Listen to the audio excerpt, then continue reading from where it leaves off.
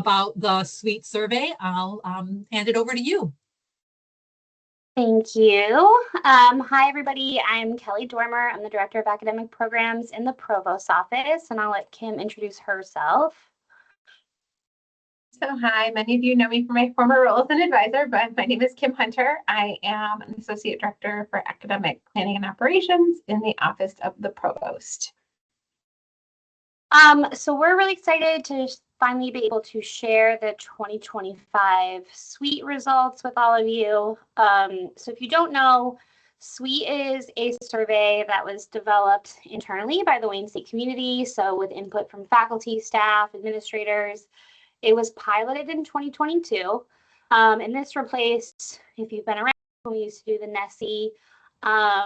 This survey was really designed to capture the information that we felt like was important to us as a campus community, to understand about our specific students, ask questions that were really relevant to our students, and then also be able to ask about, university-specific programming and initiatives and things like that.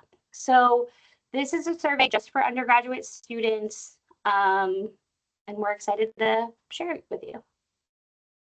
My next slide. So we're going to just go over kind of the topics of the SWEET, like how the questions are arranged, the methodology, and then look at the recipients of the survey versus what respondents we actually had. And then we'll go through the survey items and kind of the key findings and sort of our high-level interpretation of that. We certainly are hoping that you all will weigh in. I know you guys love the chat. So the chat, or you can feel free to unmute and ask questions or give your thoughts, and then we will talk about the 2026 SWEET, which is just about a month away. And we are going to post the report online after today. We'll get the results up online, so you'll be able to access these in the future. Okay. So the SWEET goals, all of the questions in the SWEET and kind of the purpose of the SWEET is really to do these sort of four main things. So we want to gather student perspectives on how well we're supporting students' learning, meet their needs, how they feel about the climate here. We want to be able to inform faculty and staff and administrator efforts on things like improving student learning and student success by having relevant data about students' experiences. We want to reduce student survey fatigue by having this one survey that covers a lot of different areas of campus and topics. And we want to be able to provide evidence of our improvement efforts to the Higher Learning Commission, which is our accrediting body. And then also, back to all of you as we kind of benchmark the progress we're making over time.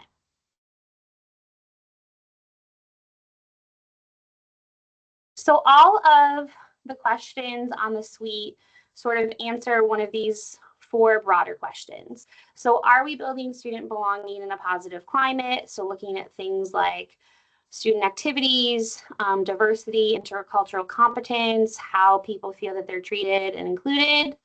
Are we engaging students in effective learning activities? So looking at study habits, interactions with instructors, coursework. Are we identifying students' needs? So looking at basic needs like mental health, physical health, financial literacy, other time commitments outside of school.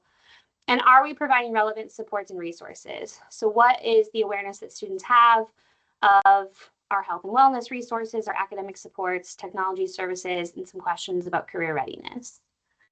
I think this is on my next slide. Okay. So the 2025 survey opened March 17th, which was the Monday after spring break, and was open for 5 weeks.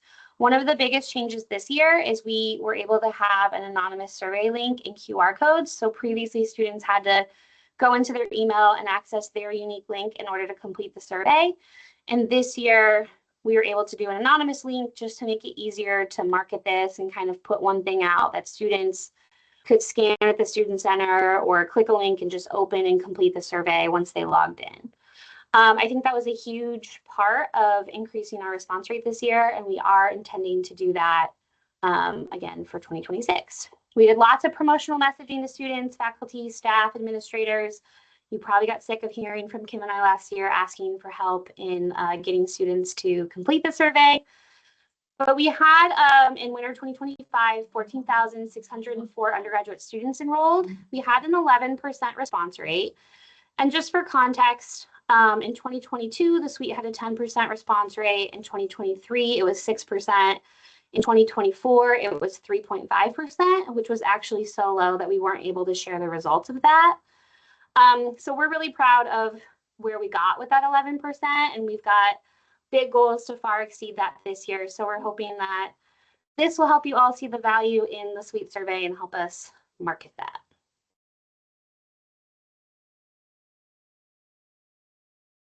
Okay, so if we go over the recipients versus the respondents, as Kelly mentioned, we had 14,604 students. In terms of the response, we looked at class level and their school and college. One of the things to note is for class level, we did ask that students self-report their class level. As advisors are well aware, with the increase in the number of credits students are bringing in under dual enrollment in AP and IB, many of our FIDIACs come in as coded as sophomores or juniors based on their transfer credits or their earned credits. And so using the banner data for class level was not automatically going to give us a true representation of the student's experience on campus, whether they were kind of a freshman, a sophomore, junior, or senior. So we did ask that characteristic be self-reported for students. You'll see that freshman responses were about 6 percentage points higher than the share of the invitees. So we had 2,753 undergraduate students enrolled as freshmen in the winter 25, and we had 404 respond, which was about 25% of the population, compared to 19% of the population that they make up on campus. Also, we saw that seniors' responses were about 6 percentage points lower. So this does suggest that we're hearing more from earlier career students than from those that are nearing graduation. Sophomores and juniors were pretty representative of their student population on campus. School and college response rates are generally similar to the enrollment across most schools.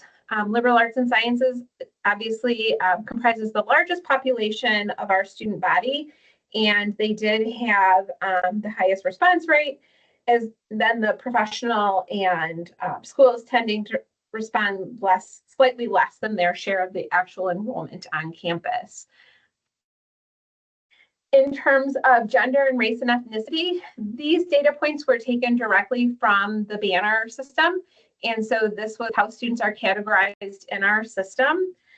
Women responded to the survey at a slightly higher rate than men, with women making up 56% of the enrolled students, but 67% of our respondents, while men accounted for 39% of our enrollment, yet only 27% of respondents.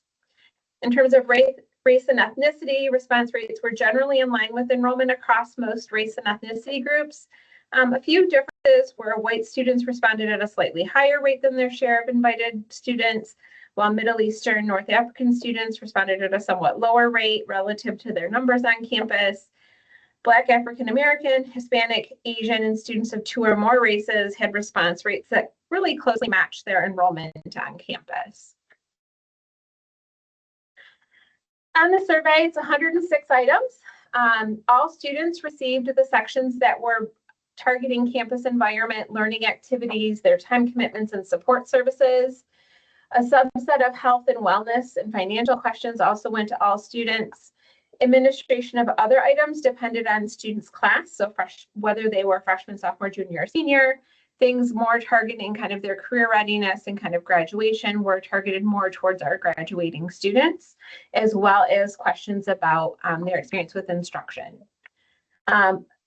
For some questions, if a student responded positively that they had utilized a resource on campus and they answered yes, then they did receive some follow-up questions that went into further detail about their experience with those services.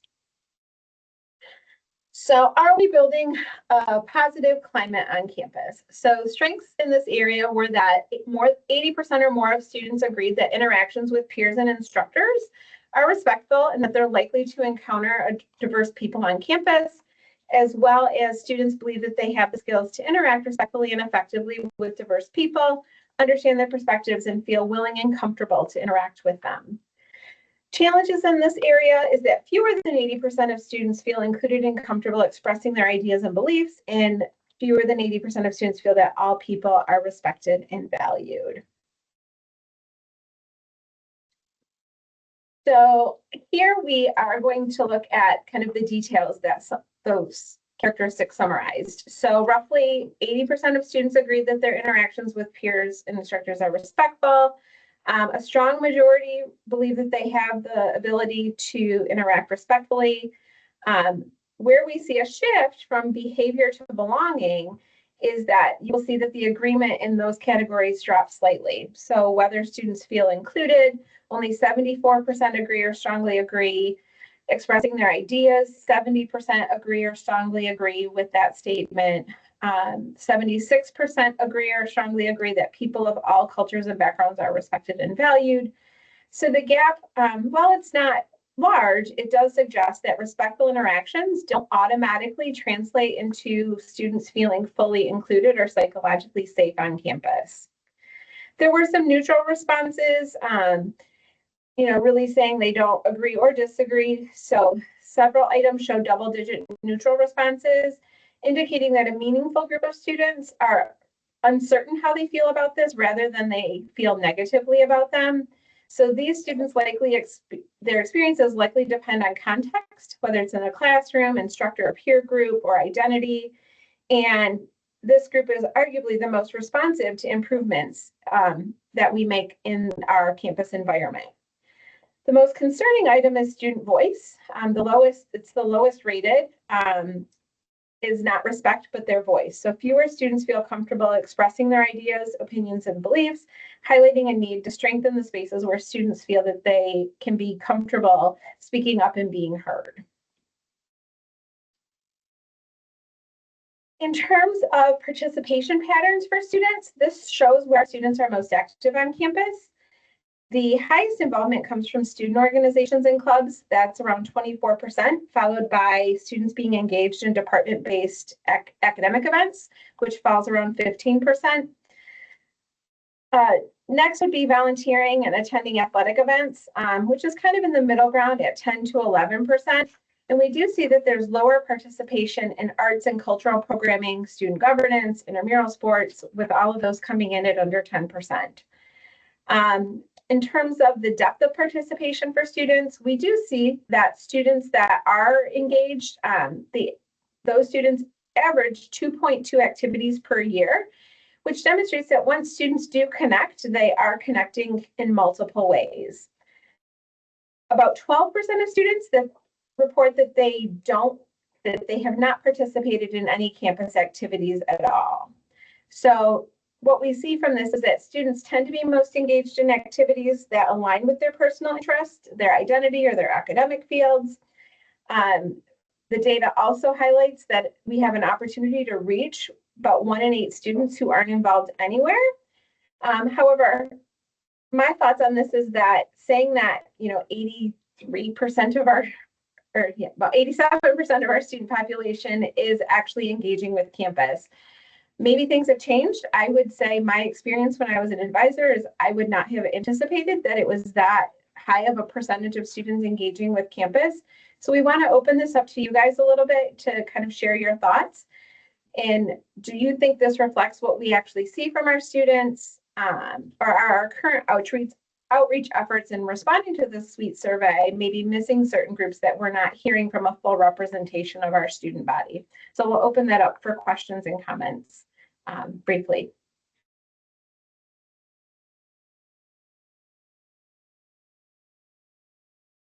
Feel free to use the chat, or you can unmute or raise your hand.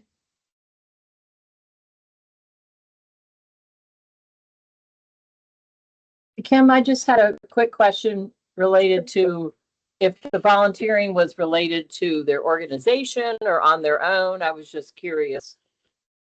So it does not specify. I think the question is framed as, are they volunteering on campus? It's one question, and they respond to all of these different categories, referring to whether or not they've participated.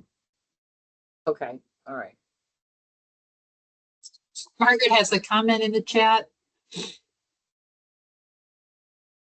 Or a I question, don't think should we say. can see the chat. It says Oh, okay. only people in the channel can view it. Oh, I will I have to was fix wondering why that. the chat was so quiet. I'm so sorry. Well, so Margaret's asking, are 2.2 activities per year really indicative of involvement / engagement? Yeah, I think that's a good question. Yeah, and we can go on with talk a little more about that. But and then Stephanie's asking or commenting, do we know how much they interacted in the activities? Because they could just walk into an event and grab a cookie and leave. That was brought up in another one of our sessions, was like the level of engagement with the activity. And we don't have a question that specifies that. Right. Yeah. The question is just saying, have you participated in these activities? And then the students say yes or no. And so Kelly and I guess we'll get to this, but we are looking at the survey. So it might be something that we can look at how that question is posed in the survey. We might be able to make some slight adjustments to gain more information. I think Nanette has her hand up. So Solon has a 1 by her, and Nanette did too. I'm so sorry. I'm so sorry. Okay. So here's the thing: is that it's 11%, which is considerably significant. But 11% compared to what large? I think there could be a situation in which where it's representative, there's still a very large portion. I think there might be a bias that these people are more likely involved because once you've had a touch point, you're more likely to respond to something. So I think that's just one aspect of that. Mm-hmm. So I think it's representative. I don't know if 1.2 activities per year is significant. That's an individual. It depends on what the activity was, right? Mm-hmm. Solaf. I was going to say something similar to Nanette, is that the students who come to the events are more likely going to take a survey like this and participate in another, kind of on-campus activity or review or whatnot. Is there a way that we could reach the students who don't participate as much? We are a commuter school and it's a lot of, I mean, I was a student here and it was very much like, take classes and go home. Granted, that was 20 years ago, so things have changed a lot, but is there a way to try to catch students who are likely not to participate in these things, maybe part of an assignment or extra credit? I know a lot of times to increase participation, there is, some sort of like incentive, like an Amazon gift card or whatnot. And maybe you guys, that was done, but maybe making a tie to a grade to try to just catch some, because I'm really curious to see what the other students think and say. Because in my department, the ones who are our volunteers are the same ones who are part of our student org and our tutors and, and PASS and psych club and all that stuff. So I feel like I see the same 20 students, and we're a department of over 1,000. Right. And I think that's the same thing kind of I thought when I looked at only 12% of our students said they didn't participate in anything. That seemed really low to me. Kelly and I have talked that we did a lot of kind of beating the bushes on campus. We did tabling, we showed up at events, we were trying to really engage with students to get them to respond. But the ones we feel like we're missing are those commuter students who maybe aren't in the student center, aren't showing up at different events. And so we are open to suggestions and ideas of how we can kind of reach those students who maybe are just coming to class. We did have a slide that we asked faculty to display in classes or to upload to their Canvas sites. We had the QR code to try and make it easy for students to access the survey. But what are other ways that we can maybe incentivize students who aren't naturally as engaged with campus? And we did, just to clarify, like we did give out, we had 15 prizes. So we had 5 trips to Cedar Point for Halloween weekends. We did 5 Amazon gift cards and 5 gift cards to the bookstore. So there were 15 opportunities to win if you completed. And this year we're working with Angela's team and Teresa to hopefully be able to do some texting through Mainstay to try to get text in front of students. But yeah, I mean, we definitely want to try to reach the people who are not sitting outside Starbucks that we can, kind of poke at to try to get it completed while they're here. It's in the chat now, but I was going to suggest maybe trying to reach out to our commuter students and offer like free parking for a semester or a year as an incentive for taking it, like somebody, raffle it off for a winner. Mm-hmm. Yep, we've talked about that, and I think we are exploring what it would look like to see if we could get parking. So there's some possibilities. We just have to confirm that it doesn't impact financial aid eligibility, and some other things. What about, I don't know about policies and things of that nature, but the one place that all commuter students are going to go is the class registration. So if there was a link or something on class registration in some way, I don't know who you have to, but again, that might be an incentive there because it looks like it's just another step. I know our former director was able to get a large response to the graduate survey when he paired it with the information that went out for graduation. So all of a sudden they thought they had to fill out this form because they were as part of graduation. So maybe pairing it with something like that might, trick them or incentivize them. Yeah, we also looked into Canvas announcements, but I think we were told that they'd save that for emergency announcements. So we might have to try and do some magic there too. All right, maybe we'll move to the next section in the interest of time. We move on. Kennedy Robinson, because you can't see the chat, said, I'd love to know more about how their participation compares to other responsibilities such as work, caregiving, and commuting. Yes, we get to that, right? That's coming up in a future question. Okay, so our next kind of theme is, are we engaging students in effective learning activities? So, our strong areas, 80% or more of students report that they're using key strategies such as attending class and submitting homework, so that's good. They grew more interested in the subject due to instructor influence. They felt respected by instructors, and they found that instructors were willing to discuss their needs, concerns, and suggestions. 80% or more believe that their academic program raised their awareness and development needed for future careers, and they felt confident in most career readiness skills.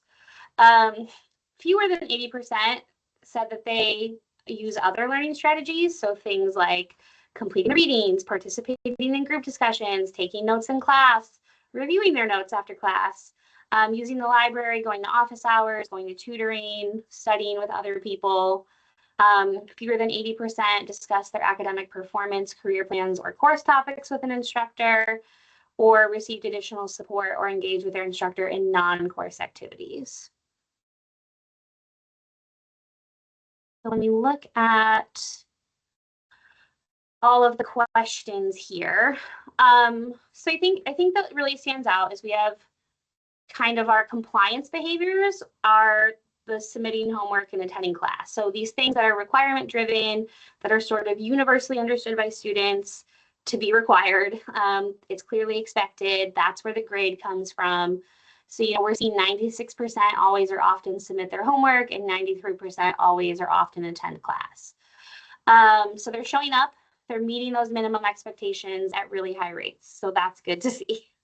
When we move down into things like activities, like completing the reading or taking the notes, those are still, participating in the group discussions. Those aren't super low. I mean, they didn't really hit our kind of the 80% threshold we're looking at, but we have moderate to strong response rates in that. Where we really see the sharpest decline is when the learning becomes self-directed. So only 56% said always or often for reviewing their notes after class. Just under 50% said that they work on group projects outside of class. And, that can also be skewed because maybe they're just in classes that don't have group projects. And only 34% said always or often use the library resources. So we're seeing like less consistency when we're getting into that kind of outside of class enrichment where they're more likely to engage. Even if they engage well in the classroom, they're doing kind of less of that outside of classroom. We're also seeing kind of limited peer academic engagement. So when we asked about studying with other students outside of class, 44% said rarely or never, compared to 29% that said always or often. Again, the group work was low. There just might not be group work. So even though students are kind of reporting a high exposure to peers of like what we talked about in the area about belonging, it's not kind of the norm for them to be collaborating academically, which I think can also maybe contribute to maybe not feeling as connected. If it's like you see people and you're aware of people, but maybe you're not, working on things collaboratively or having kind of that connection with the other students in class. We also see really low like help-seeking behaviors. So 54% said rarely or never to attending office hours. And, 2/3 or 66% said never for attending, rarely or never for attending tutoring or supplemental instruction. So, there could be a lot of reasons about why people are not utilizing those services. Maybe it's time issues. They think they can do it themselves. And we kind of get into this later with some other questions, but I think that was an area when we did this presentation for more faculty that was concerning, like how can we get students to engage and ask for help more? And because AI is a hot topic, just if we can go back really quick, we do ask about them using ChatGPT. So we only had 20% that said always or often. So it's pretty low. I mean, it's situational, I think. It's not replacing any of our core academic behaviors at this point.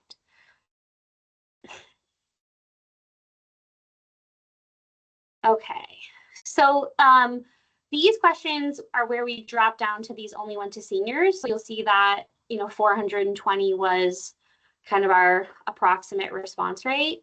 And the reason for that was just because seniors kind of had sufficient exposure to faculty to be able to weigh in on their experience with faculty, and then also kind of best positioned to talk about mentoring related questions, which is where a lot of these instructor questions go.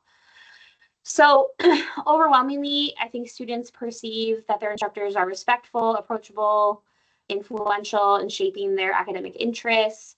And I think all of that's really positive. I think that's really foundational to student success, is that in the classroom, they feel like they can ask for help, they can talk to the teacher, and that they're respected. I think that even though in the classroom, there's some good rapport, we're seeing that kind of out of class interaction drop off more. So about 71% said they discussed their academic performance with an instructor. 2/3 said they discussed core topics or ideas outside of class. And then kind of when we move into more like career-oriented mentoring type of questions, we see lower engagement there. So about 60% discussed career plans with an instructor. A little less than half received extra support. So things like letters of recommendation, advocacy, and 43% said they worked with an instructor beyond coursework. So I think like we're seeing a lot of engagement about sort of the course topics itself, and then less participation when it moves into like developmental or high impact mentoring. So, okay, so career readiness, I think this was a really positive area for us. So across all of these outcomes, we had 70 to 80% of students report that they became stronger or much stronger. So kind of overwhelmingly, their time here is contributing positively to their growth in terms of personal skills, academic skills, and professional skills.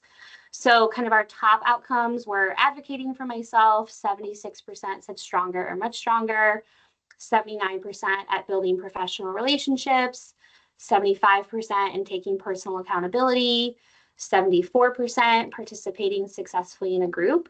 All of those are foundational and transferable skills to whatever comes next for them after they leave Wayne State. So all of that's super positive.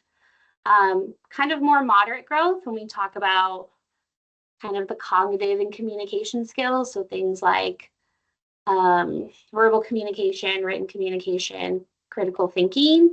So definitely still steady growth, which I think is all good. I think the biggest thing here is the most crucial part is very few people reported decline. So we're not sending many people out worse than they arrived here. So I think that's all good news. We still have areas to grow with that in terms of getting, maybe students need more experience about leading a group or learning new technology, whatever it might be. But in general, all of that is positive. Any thoughts about any of these questions?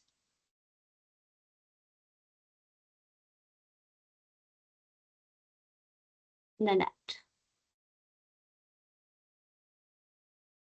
You're muted. I was going to say, I'm going to have something on this.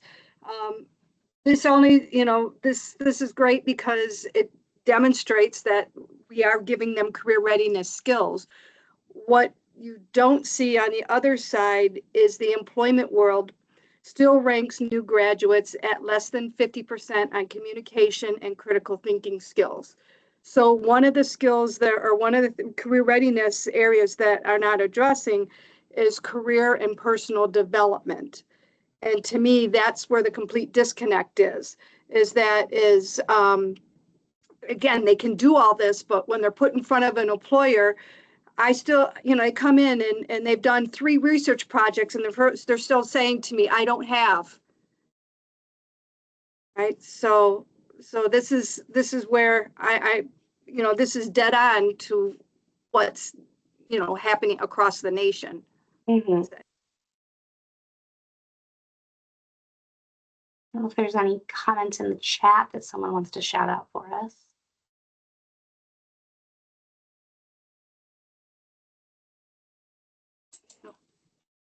Take that. Are you looking for the chat?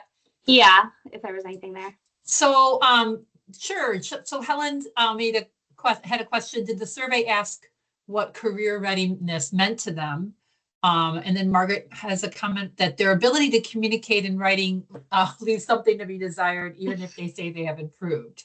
Helen, again, we are telling them what career readiness is by these questions. Their awareness of what employers want seems to be lacking from what Nanette is saying. So just a couple comments in there.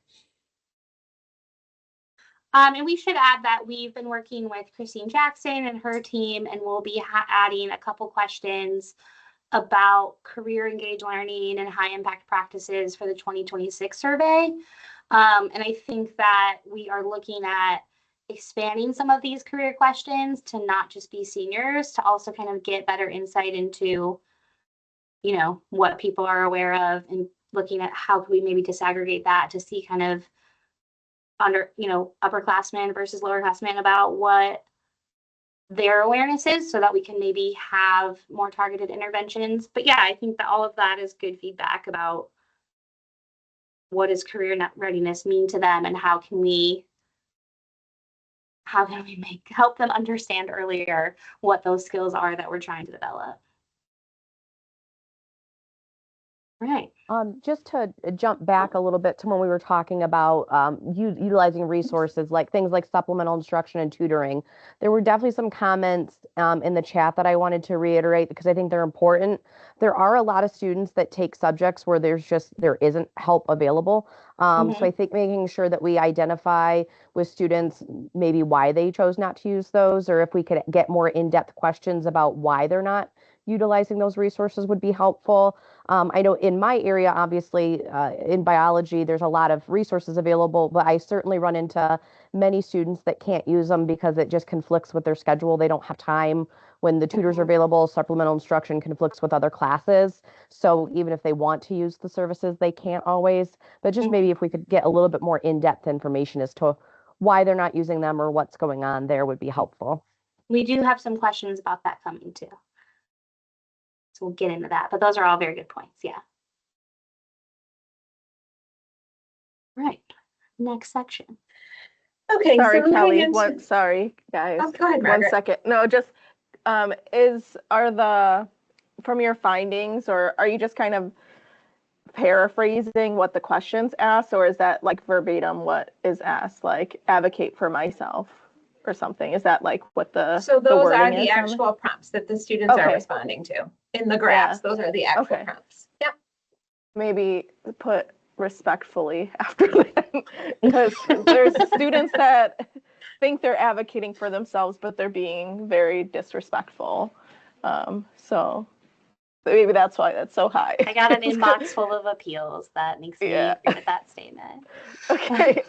I was all right, thanks. So moving into the next theme of, are we identifying student needs? Students report that their success at Wayne State was hindered by physical health and mental health at rates of 18% and 40%. Our students have many obligations and time commitments that compete with their coursework, including employment, caring for others, participating in community and social groups, and engaging in kind of social life and exercising. Fewer than 27% of students report that they understand saving and budgeting and other financial skills. Fewer than 71% of students feel that their college expenses are manageable and that they have some worries about debt or have financial plans. And most frequent strategies students use in terms of dealing with their expenses are applying for financial aid, pursuing scholarships or grants, buying fewer or less expensive textbooks, borrowing them from the library. Some receive some financial support from family, or there's a number of students who work extra hours. And kind of alarmingly, 50% of the respondents to the survey reported food, housing, transportation, or clothing insecurities.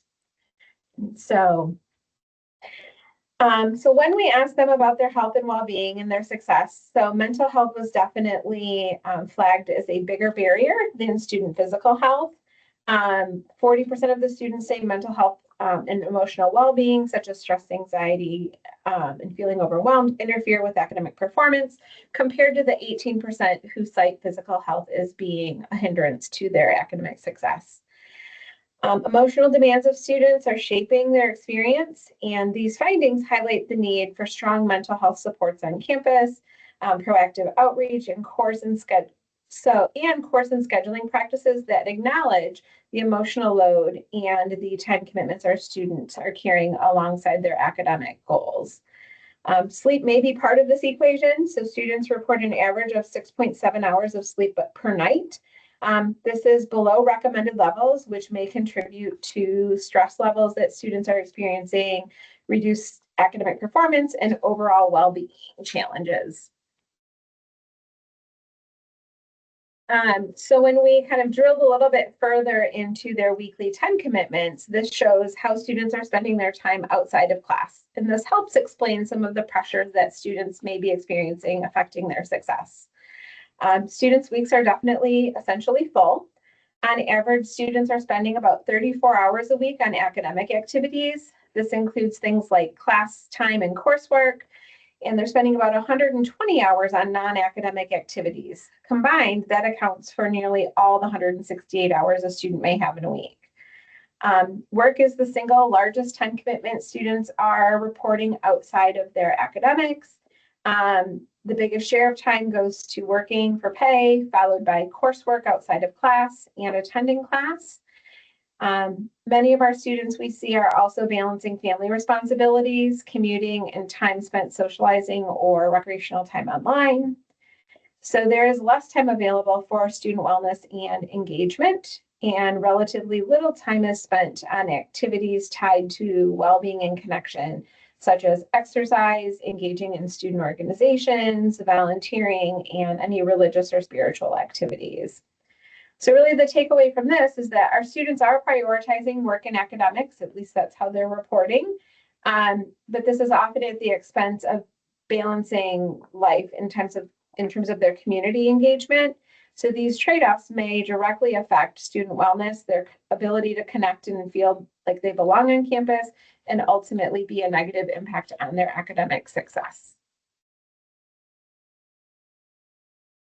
So in this last section in this area was their financial knowledge and their needs. So the baseline knowledge students report is relatively strong. So most students report a decent understanding of some basic core financial skills like saving and budgeting and managing their credit. About 1 in 4 feel confident in each area, with very few say that they lack financial knowledge altogether. Their financial stress is pretty widespread. So more than 70% of students are worried about their debt or their financial situation in the past year. They feel like their financial aid helps, but not for everyone. About half say financial aid makes college manageable, but many still struggle. The biggest area that we found has a gap is planning, so their financial planning. So fewer than half of our students have a clear financial plan for next semester or for how they're going to repay student loans, even though most know actually how much they owe. So the bottom line here is students feel that they have some financial knowledge, but they need more support turning that knowledge into really making an action plan for how they're going to move forward after graduation. So any thoughts or questions on any of those areas?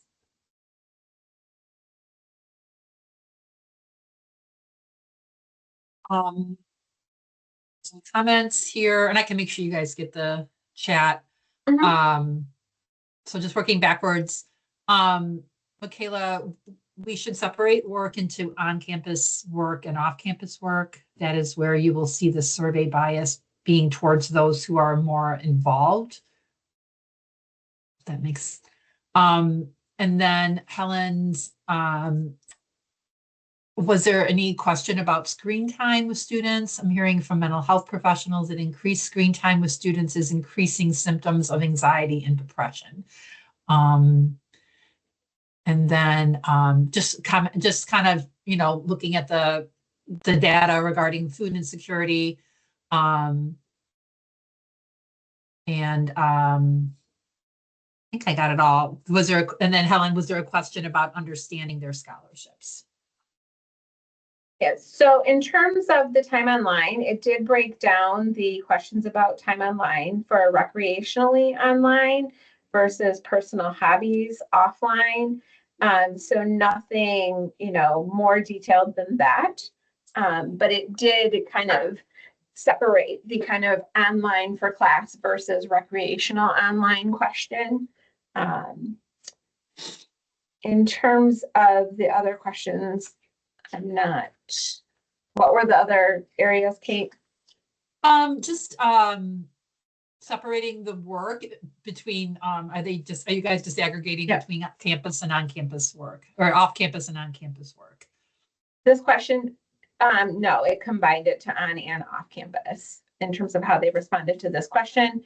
There is a question, and I think the next section that talks about having an on-campus job, but that I think was directed towards seniors. Okay. And then understanding scholarships too. Oh, yeah.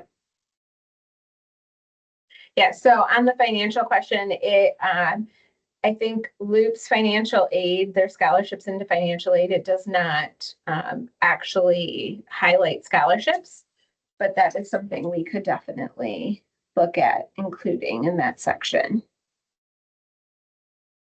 Because I have a lot of students that you can just tell they don't understand what they got into with the scholarship. And it's like, I'm telling them to go check, they should know to check, be more responsible. Mm-hmm.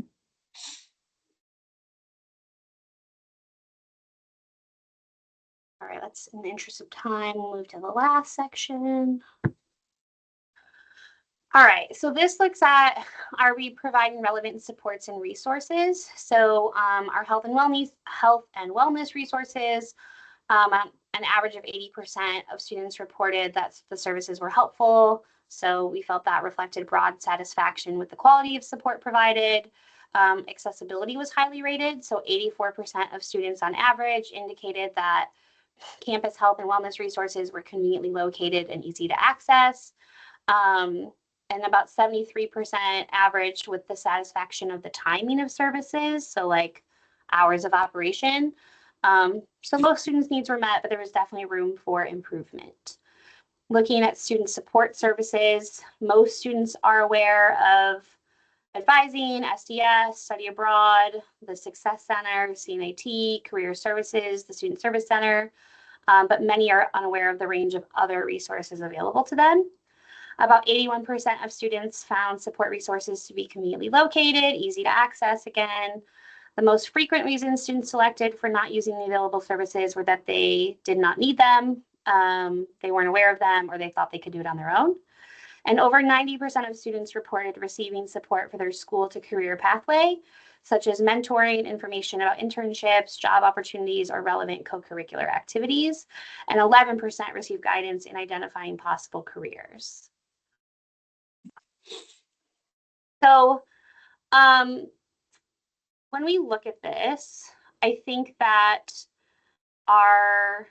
we had high awareness and usage with the campus health center, CAPS, the food pantry, and the thrift shop. So, with the campus health center, 79% were aware or used it, and then 17% used it.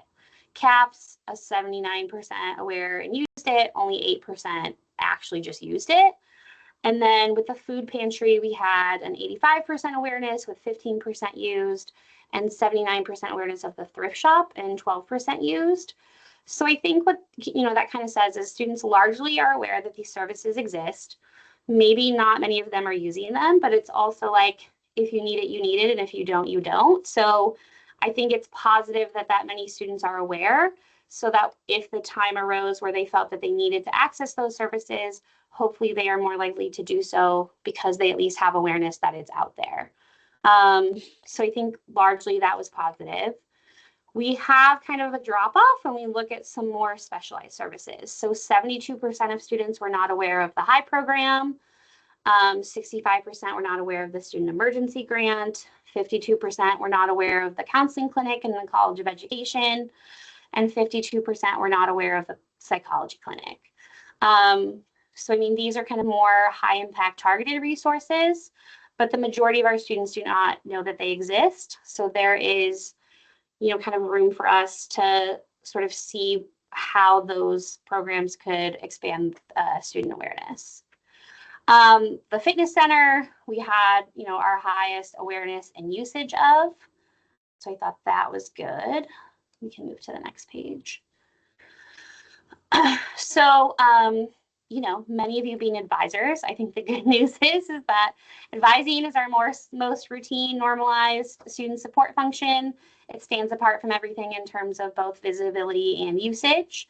And I kind of want to jump down to SDS as well, because SDS also had a high awareness, so 82%. It has a smaller usage, but again, I mean, you have to qualify for those services. But I think that what is kind of in common about both advising and SDS is that there's a lot of clear institutional messaging about those programs. There's language in the syllabus about SDS. That's the only way you get formal accommodations.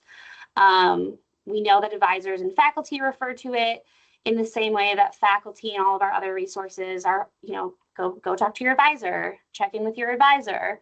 So I think that both of those have like these really strong compliance-driven pathways, and that really impacts student awareness and usage. So if we sort of apply that more broadly, what other resources can we get people talking about more institutionally so that students are aware?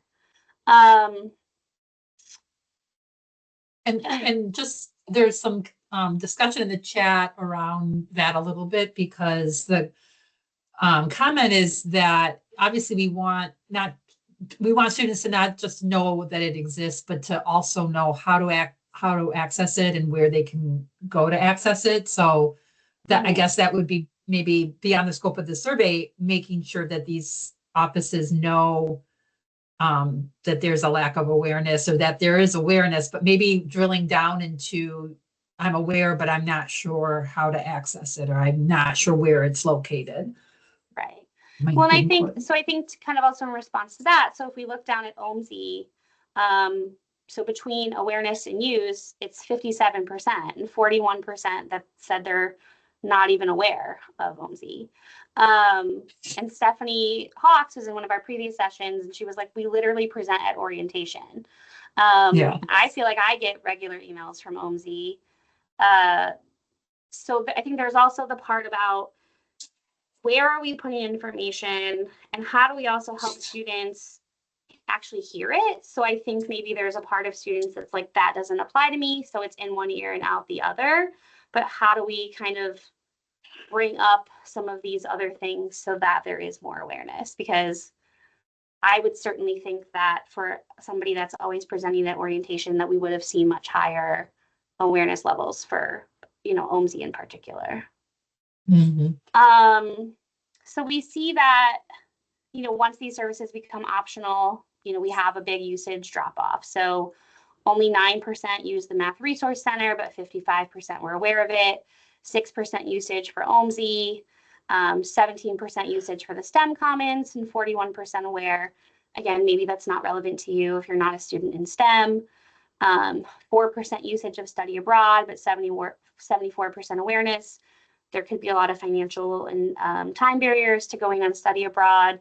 So I think there's lots of reasons that can play into some of these and why they're not being used. But we do just see kind of the awareness and usage differences as we look through all of these. And then our highest not aware rates were, again, OMSI, the STEM Commons, and then the Military and Veterans Academic Excellence Office.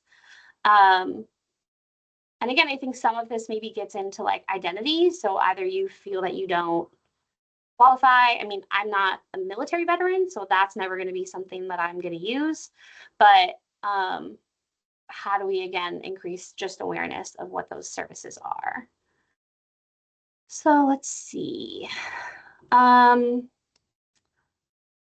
so this is again looking like at more of our student support service usage.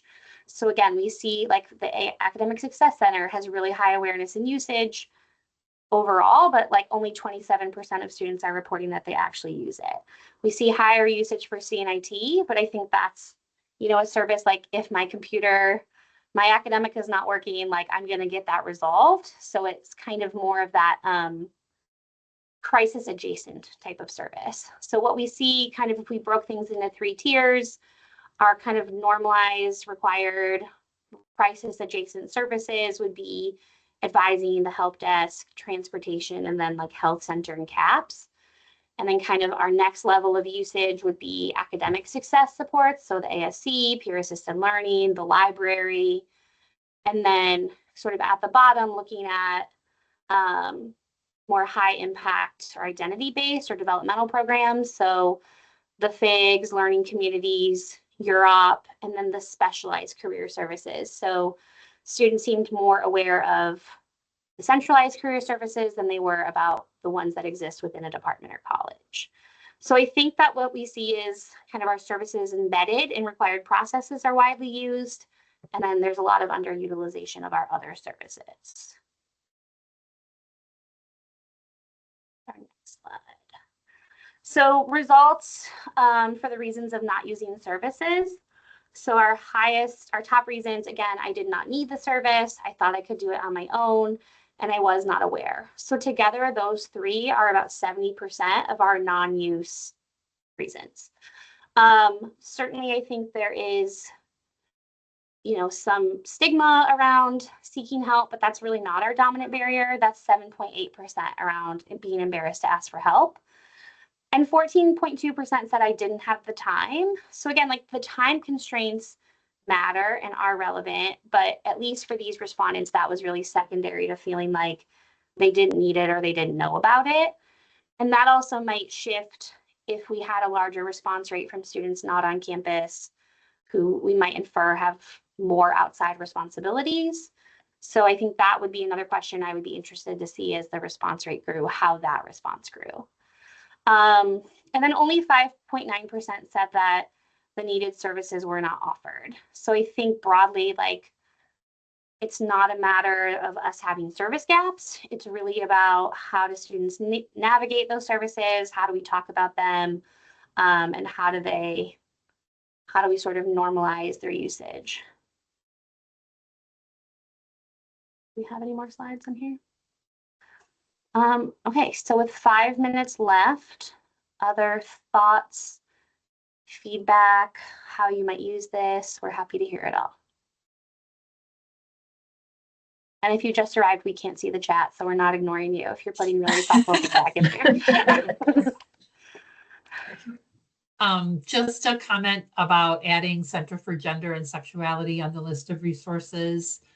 Yep, that's on our list to add. And the Sexual Violence and Prevention Center, we're going to get added. There was something else. Yeah, those are on the list for next year.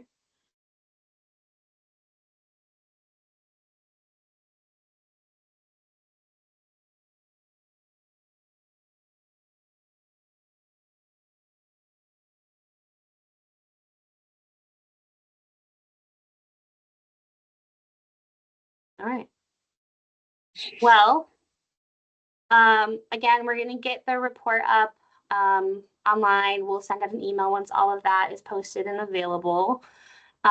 We are, as we've mentioned, working on some modifications of the questions for 2026, which will launch March 23rd. So if, as we're going through this, like if you have other feedback about things we should ask or exclude or whatever, feel free to email either myself or Kim, and we're happy to look at all of those recommendations so that this is as useful as possible. The survey will be open for 5 weeks again. We'll again be offering incentives, I think for Cedar Point, the Detroit card, which is like a gift card that they can use at a lot of local businesses. And then I think we're doing Amazon again. I'm not sure. I think Brandon was talking about just doing the Detroit card and the Cedar Point trip. And then we may be able to explore the parking awards with Christine's team. Yes, we had some kind offers of some financial support to add in some additional incentives. So we're looking at what we can offer in terms of parking incentives. And then we'll be tabling, we'll be sending out emails, we'll be trying the texting this time. We'll have a PowerPoint slide, as Kim mentioned, that we'll be encouraging faculty to put up in class. That will go out to all of you. We're going to be at, I don't know what we're renaming, Springfest or whatever whatever version of that's occurring, we're planning to be there at a table. But with that said, if you have a student org, if you have a space where you want information, we're happy to bring printed material. We're happy to come give a spiel and encourage people to complete it. If there's something that you feel like would help you get students in your orbit to complete the survey, don't be afraid to ask, because we really want to continue to see the response rate for this grow. So let us know. Yes, Helen. I thought of another office, Kelly. I'm not sure if I'm saying it right, but it's transition. There's an office in the hub that is, am I saying it right, Kate? That's like transitions? Yeah, student transitions team. So Yeah, that's Zach. Oh, yes, yeah. Zach. Ricardo, Zach, yeah. Yeah, Okay. because I think they should be on the list. Don't you think? I mean, I think that from my perspective, they do a lot of like programming that has different names. So maybe it's, okay. we can connect with them and see if there's something from their space that we should be reflecting. Yeah, I just wanted to point you their way. Yeah. Margaret. Right. Okay. Let me unraise my hand. Okay. What are like the next steps with this data? Are you just talking to like the areas of that students didn't know about to try and come up with ways to get the word out there, or what are kind of the next steps that you're using with this data? So we have, this is our third one of this. So we've had about 130 people that have sat through these. Okay. I think we're going to do outreach to make sure, you know, all of the offices represented, you know, see the report once that's posted. Institutional research has to help us disaggregate this data and just to be transparent with all of the leadership changes.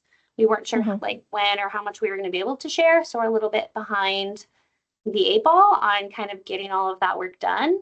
But we're excited to be here sharing it now.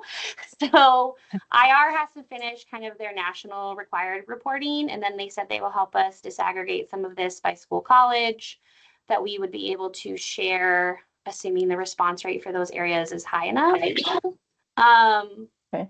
But also, So like it would then be up to like those areas to do anything with the data. So it's not like you're recommending XYZ. It's more so information, do what you will. yeah, it's more information, do what we will. I think that our hope is now that we have kind of a broader expectation that we're going to be able to put all of this out there, that, you know, 2026 will be, in 2 months, we'll have all of that data. And so looking at doing these types of sessions like early in the fall, or even some of them kind of in the spring, summer, depending, you know, a lot of our faculty aren't here. So maybe we do the faculty ones in the fall, but kind of getting this in front of people much sooner so that you have time during the academic year to see how you implement that. And then also being able to have the data disaggregated earlier so that we can share it. So we wanted to at least do this before we launched it so that we weren't like, help us with 2026 and we'll let you know later about 2025. But yeah, just like kind of the objectives might be helpful in getting like faculty buy-in into participation. Like, yeah.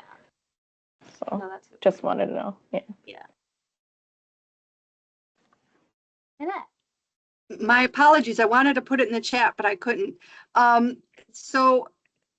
Your time frame coincidentally falls right, or I should say, the campus-wide all majors job fair falls right within that parameter. And whereas the tables in the fair for the employers, there is a student area that I usually work, and that would be, I think, a great place for you to be or have information at. I have to run to my next meeting, but I wanted to mention that too. So maybe, you know, get with Sean to see whether or not it would be, you know, because we get 400, 500 people coming through there. No, that's a good point. Thank you. Yeah, if you guys know of any other things, let us know the dates and we'll see what we can do. And I think Sean was putting together. It's April 1st. April 1st. It's the job. There we go. Okay. April Fool's Day. See you later. Bye-bye. All right, thanks. In and All out. right, well, thank you. Thank you so much for this presentation. I'm going to stop the recording and I will get the chat to you. I know why